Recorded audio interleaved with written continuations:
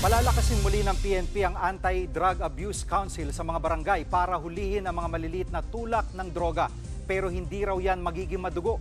Live mula sa Quezon City, nangunguna sa balitang yan si Brian Castillo. Brian, ano pa ang sinabi ng PNP tungkol dyan?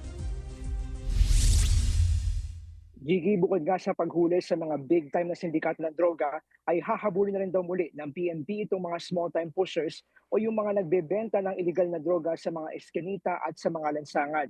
Yan ay matapos ngang aminin mismo ni Pangulong Bongbong Marcos sa isang podcast na sa kakahabol ng gobyerno dito sa mga big fish sa illegal drug trade ay medyo napabayaan o tila nahayaan na itong mga small time pushers dahilan para sila ay dumami. Sang-ayon nga riyan ang kapitan ng barangay Matandang Balara dito sa Quezon City na napuntahan namin kanina. Sabi niya tila business as usual o nakabalik na nga sa kanilang pamayanan yung bentahan ng droga sa mga lansangan.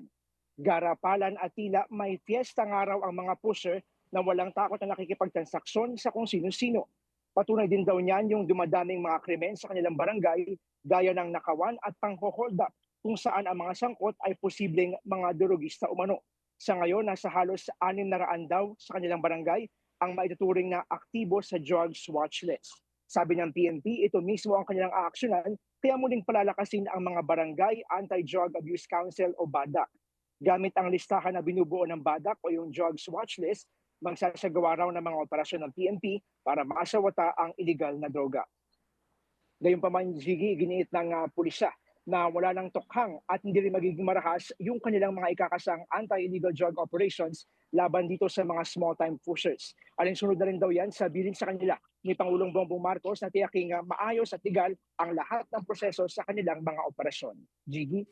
Yan po si Brian Castillo, nag-uulat live mula sa Quezon City.